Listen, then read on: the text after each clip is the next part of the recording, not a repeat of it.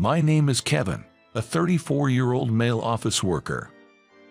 I work for a large corporation, but the tasks assigned to me are all very simple. The reason for this is that my boss, Mike, thinks I'm incompetent and never gives me any substantial work. So, I end up doing menial tasks like making coffee and photocopying, just like a handyman. I don't think anyone does these kinds of tasks anymore. If someone wants coffee, they go to the break room themselves, and if they need copies, they make them themselves. But Mike and the others treat me like a gopher, making me do all sorts of odd jobs. However, these tasks are so trivial that I finish them quickly and end up feeling bored. I always wished I could be assigned more challenging and fulfilling tasks. I pride myself on being diligent, but I'm not assertive, so I never stand up to Mike or the others. This has been the case since childhood. In school, from elementary to high school, I was constantly teased by a classmate named Nick. Nick called me a gloomy guy and always laughed at me. Indeed, if I had to choose between being cheerful or gloomy, I'd fall into the latter category. I didn't hang out with the others and spend my breaks reading books or writing stories, so I didn't have any friends. When Nick saw me drawing or writing, he would say things like this: "Yuck, you're drawing pictures even though you're a boy. You're really creepy. Hey, why would you say that? I don't think it's weird at all."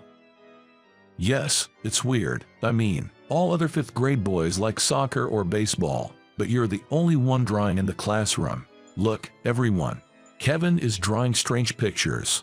Stop it, please, give it back. Try to take it back if you're so upset. Here. Nick had been harassing me like this since elementary school. He was so unpleasant to be around, but unfortunately, we ended up in the same middle and high schools, which was the worst. In high school, our class decided to do a play for the cultural festival, and Nick, wanting to tease me, nominated me for the lead role. I hated standing out, so I was truly shocked. Kevin should play the lead role of Romeo. What? I think Kevin has great acting skills and will perform wonderfully. I've known him since elementary school, so I know everything about him. Therefore, the role of Romeo should be Kevin's. Just wait a minute. Despite my protests, everyone agreed, and I ended up playing Romeo and Juliet, albeit reluctantly. The girl who played Juliet was crying, saying, "I wish I could have performed with a more handsome guy." That was a shock to me, too. I knew I wasn't particularly good looking. I felt sorry for my parents, but I thought my facial attractiveness was below average. Although the girl seemed displeased, the play was a success, and we received a round of applause. But I hated being the center of attention and really wanted to disappear. While everyone else went to a barbecue restaurant to celebrate, I curled up in bed at home. Because of these experiences, I'm still very timid. I can speak up to those in higher positions, so I thought I would continue doing an interesting work. One day, a woman came to our headquarters from a regional office. Her name was Elizabeth, and she was going to be my new boss. She was about 5'3", but she looks a bit taller because of her high heels. Additionally, she's a beauty with a well-defined nose and fair skin. I wondered what I'd do if my direct boss turned out to be a tough character. But Elizabeth wasn't harsh at all and treated me kindly. "Kevin, could you help me with this document preparation?" "Me? Do the document preparation?" "Yes, I was going to ask someone else, but everyone is busy and refused. It's not that you seemed free. Please don't take it the wrong way." "No, I'll do it. Please use me if you think I can be of help." "Great, then I'm counting on you." Elizabeth gave me a task. I was thrilled to finally have a meaningful job after such a long time. Having only done mundane tasks until now, I devoted myself fully to document preparation. Thanks to my efforts, I managed to create a document that was easy to understand and neatly organized. Elizabeth, I've finished this. Is it okay like this? Oh, thank you. It looks great. It's nice and easy to understand when it's organized so cleanly. Kevin, you're good at preparing documents, aren't you? Well, yeah, I mean, I do like doing this kind of work. I'll ask for your help again then. Yes, of course. I felt elated all day because Elizabeth praised my document preparation. But my mood was dampened when Mike called me in and assigned me yet another tedious task. It was to bind printed data into files in the document room. I wondered why he couldn't do such a simple task himself. Moreover, there were 3 boxes worth of files to organize, which was quite a task. My back started to hurt, and by the time I finished, I was completely worn out. I couldn't help but think to myself, they shouldn't have let it pile up this much in the first place. Back at my desk, I saw Elizabeth working diligently. There was a pleasant scent coming from her. Perhaps it was the fragrance of her perfume. I realized I was quite taken with Elizabeth. Or more accurately, she had become quite a significant figure to me. Elizabeth, a graduate of a prestigious university in the city, and having studied abroad in the U.S., exuded an intellectual aura. No wonder many male colleagues were aiming for her. They probably wanted a smart and beautiful woman like her as their girlfriend. Elizabeth, though younger than me at 30, was already a section chief. Being intelligent, attractive, and stylish, she was a woman who couldn't be ignored by anyone. During breaks, male colleagues would flock to invite her to lunch. But she would politely decline everyone's invitations with a smile. Then, she would sit alone at her desk, nibbling on a sandwich. I also preferred eating deli lunches at my desk, so I felt a sense of camaraderie and was somewhat pleased by this similarity. I dislike crowded places like the cafeteria, and I hate going there alone. Once, when I went to the cafeteria by myself, a female colleague said, "Look, there's a loner," and laughed at me. Since then, I never went back. Eating at the popular lunch outside is a hassle because of the lines, and I'd have to rush my meal to get back on time. I didn't want to rush my meal, so deli lunches were more than enough for me. Elizabeth was kind to other female colleagues, but they said she was standoffish because she was an elite. I didn't see her that way. It seemed more like jealousy. She was attractive, had a good figure, and a solid education, so there was a barrier. Also, other female colleagues were married or had children. They would say to her, "You wouldn't understand because you're single." I felt sorry for Elizabeth. She might have her reasons for being single, and I wished they would just leave her alone. Middle-aged women would say, "You better get married soon, or you won't be able to have kids," which was none of their business. No one would want to hear such comments from their peers. Even if I were a woman, I thought I couldn't bear it. But Elizabeth never got angry. Instead, she always laughed it off. One day, Elizabeth said to me, "Could you accompany me to a business meeting tomorrow?" Me. "Yes, I want you to learn. We're planning to collaborate with company to create food products for patients with a certain disease." Wow, really? Well then, I'll go. I'm not sure if I can be of any help, though. I'm just an inexperienced office worker, after all. Don't talk about yourself like that. You're working hard, aren't you, Kevin?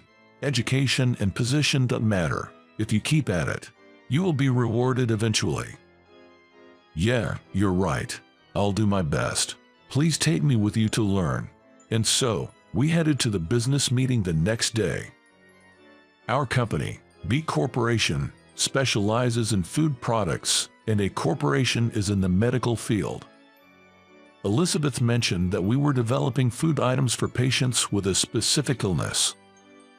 I had read the materials she gave me beforehand, thinking about what we were planning to create.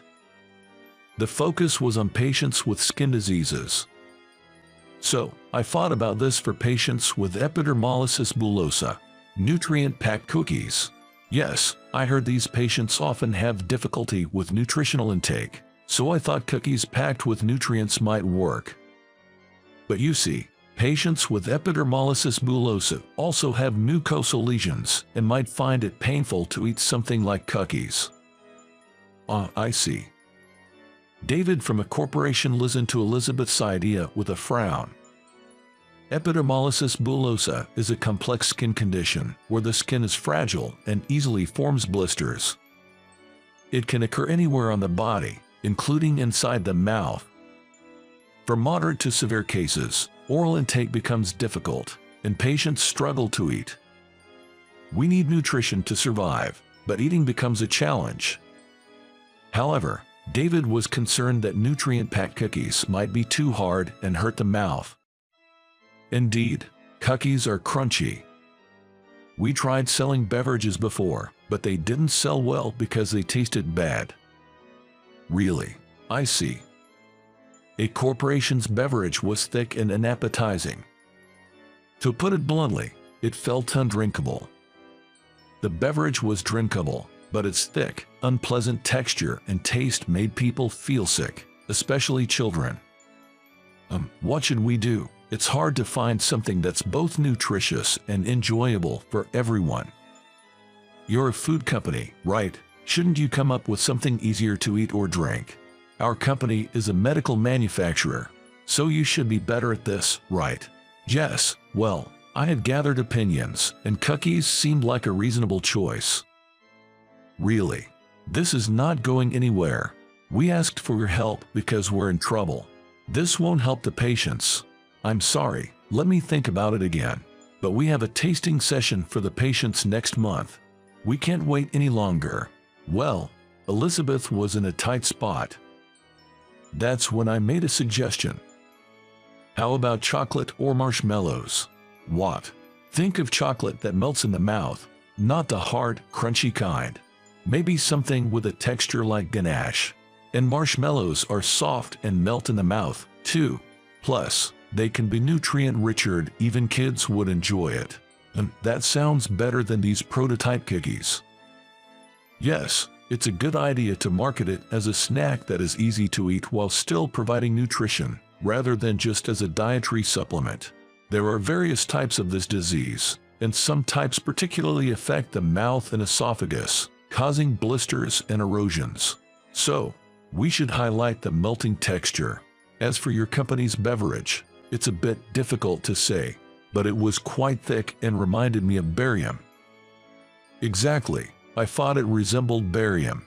It also reminded me of the nutritional drink my father had to consume when he was hospitalized with cancer. Unfortunately, the combination of ingredients made it taste bad. I thought about pudding or jelly, but they don't have a long shelf life. So, I thought melt in your mouth candy would be better. What do you think, David?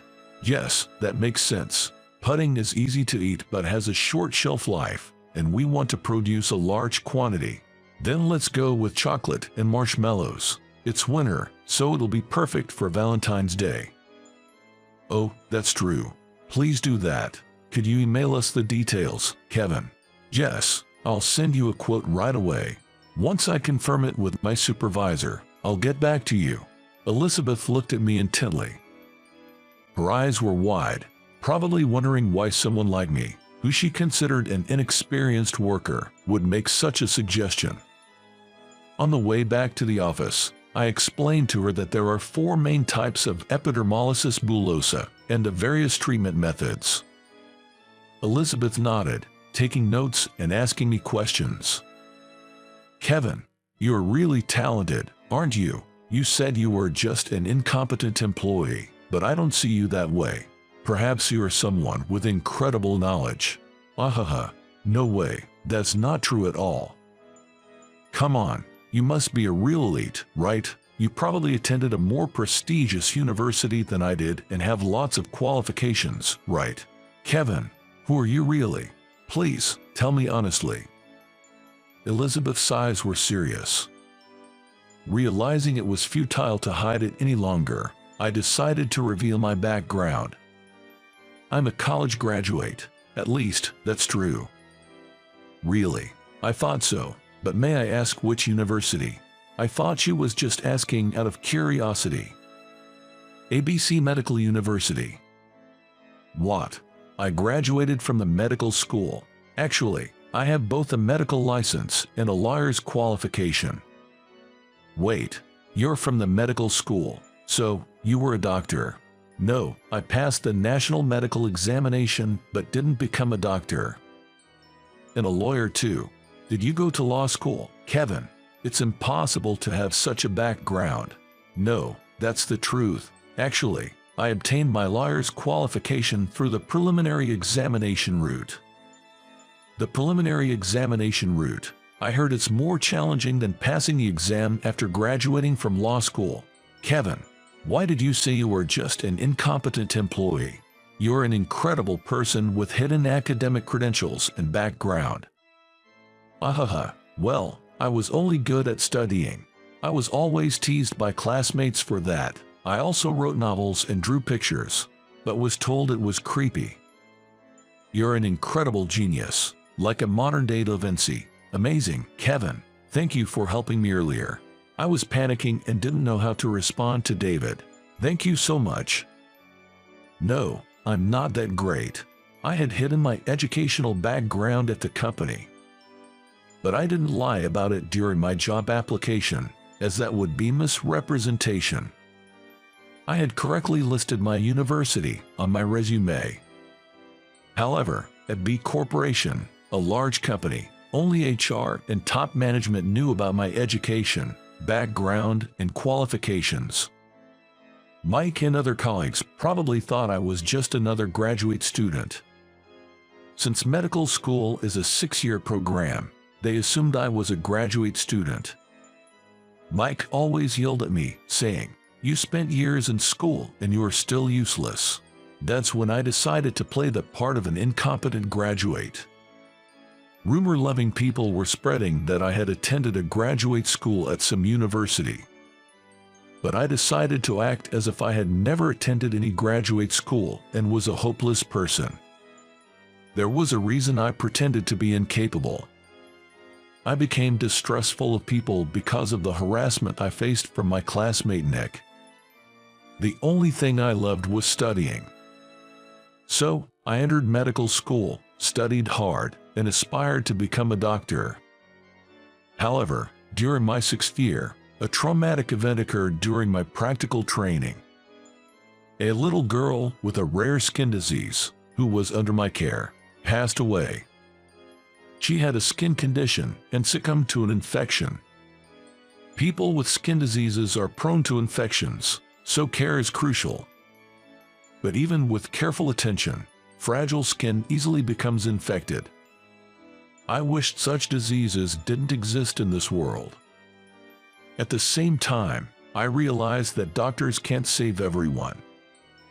My parents had paid for my education, so I took the national exam but decided not to become a doctor. I wondered if there was another way to help people, so I decided to become a lawyer. Of course, I had no time or financial support to attend law school. So, I chose to take the legal bar preliminary examination. First, I had to pass the preliminary exam to qualify for the actual bar exam. Frankly, I think it's more challenging than passing the bar exam after graduating from law school. But I passed and later completed my legal training, obtaining a lawyer's qualification. However, another tragedy struck then. My mentor was victimized by a vengeful client and suffered terribly. Eventually, my mentor passed away. I decided to become a lawyer to help others, but the thought of being resented like that was unbearable. So, I chose to work as a regular office worker instead. During interviews, I was repeatedly questioned whether I, a medical school graduate with both medical and legal qualifications, wanted to be a regular employee. But I just wanted a peaceful life, so I gave non-offensive, standard answers. That's how I ended up here. Initially, I was enthusiastic about my work, but I started being called overeager for my age and a nuisance, so I stopped trying. Most of the new graduates were from four-year colleges, unlike me, who spent years in medical school and legal training. I was treated as a useless person just because I was older, but I didn't care anymore. Indeed, the work assigned to me wasn't interesting, and I wanted something more fulfilling, but I hated being in difficult situations. I just didn't want to take on any responsibility. But this time was different. Elizabeth was in trouble, and I wanted to help her. Since she had recently been paying attention to me, I just thought about what I could do for her. When I shared my past with Elizabeth, she had tears in her eyes. I felt a bit happy realizing she was crying for me. "Kevin, you're a very kind person. Perhaps you were too kind, which made it hard for you to become a doctor or a lawyer. But I think that's nothing to be ashamed of. It just means you have a pure heart." Do you think so? Oh, right. I need to email David. I'll hurry and make the estimate. Can I also prepare the documentation? I think I can do it in about an hour. Really? In just 1 hour? You're truly amazing. I'm so surprised. It's not that big of a deal. All right, I'll leave it to you. I prepared the documents and the estimate and attached them to an email. When I sent it to David, his boss called early the next morning. His boss liked my idea and wanted to place an order. A corporation sells medical devices and supplies, but also nutritional supplements. They sell supplements and similar products. They were planning a joint development project, combining their supplement powder with our company's confectionery ingredients. Our chocolates and marshmallows were inexpensive but popular for their delicious taste. I asked the development department to adjust the texture to create melt-in-the-mouth chocolate and marshmallows. We had to ensure that the addition of a corporation's supplement powder didn't ruin the taste or texture. They planned to sell it as a private brand in a group's pharmacies, among other places. I hoped not only people with skin diseases but also those who wanted to easily consume nutrients-rich sweets would find these products appealing. Once we received the order from a corporation, we worked at a rapid pace to develop the product. We created smooth-textured chocolates and marshmallows that melted softly in the mouth. When David tried them, he was full of praise. "This is incredible. I didn't expect such smoothness from chocolate. It's not as soft as ganache but melts the moment it's in the mouth. Yes, we made it so it wouldn't melt easily in your hand, yet melts delightfully in your mouth. Let me try the marshmallow. Wow, it melts too. It's like meringue dissolving. Jess, we worked on making it fluffy and melting. What do you think? It's great. It doesn't taste like a typical nutritional supplement, and I think people with illnesses, even kids, will happily eat it. It's bound to be popular." "That's great to hear. Thank you. Can you take a large order for next month?" "Yes, we'll do our best." We did it, thanks to you, Kevin. It's not just me. It was possible because of the development team, and your suggestions were very helpful, Elizabeth. No, my suggestions weren't that significant. No, they were very helpful. Since the successful launch of our new chocolate and marshmallow products, we have been extremely busy. Orders started pouring in, and we received inquiries from many clients besides pharmacies. With so many orders, we definitely need to increase our production capacity. Yes, but we also need to find more suppliers for our materials, and we need to expand our production lines. I wonder if there's a suitable location. We all started looking for a factory. Ultimately, it was thanks to a corporation's assistance that we found a large one. They had greatly benefited from our partnership, so they introduced us to a factory they knew as a gesture of gratitude. Once production began in the factory, we were able to achieve significant sales. Our products were well received not only by patients, but also by the general public, who purchased them in large numbers. Of course, a corporation's tasting event was a huge success, and we were thanked for it. I had never been thanked like this before, so it made me very happy. We did it. This quarter's profits are likely to soar, thanks to you, Kevin. I really appreciate it. Yes, it's all thanks to everyone's efforts, and thank you too, Elizabeth. No, I didn't do anything worth being thanked for. Yes, you did a lot. How about we go out for drinks to celebrate? Both a corporation and our president Aaron are delighted with the event's success. With me, is that a problem? No, I'll come. I'd never been out for drinks alone with a woman, so my heart was pounding. Elizabeth took me to a stylish bar, and I entered, feeling nervous. It was a bit dark, like a grown-up's hideaway. I'd never been to such a fancy place and wondered how to handle the bill. Elizabeth seemed to be a strong drinker, ordering several rounds. I was slightly tipsy by my second drink, my heart racing. I had never imagined enjoying drinks like this with such a wonderful person, almost like a date. I realized I was deeply in love with her and impulsively confessed. It was my first confession ever. Elizabeth, I like you. Sorry for saying this so suddenly. I honestly expressed my feelings to her. It was a heart-thumping moment, my first ever confession. She looked surprised at first but then smiled warmly. Really, that's great. I like you too, Kevin. What? You didn't realize. I always ate at my desk because I wanted to be with you. I thought you had some reason for not going to the cafeteria. Making a woman say this, isn't it normal to want to be with someone you like all the time? You like me. Yes, I've liked you from the beginning. You're hardworking, sincere. It's not about your education. I've been watching you all this time. Is that so? Elizabeth and I, both blushing, walked home hand in hand. Our hands felt warm, maybe because we were tipsy. It was a moment when I realized I'm really happy. Until now, I think I've lived a life filled with worries. Despite having a gifted mind, I never fully engaged in anything due to my personality.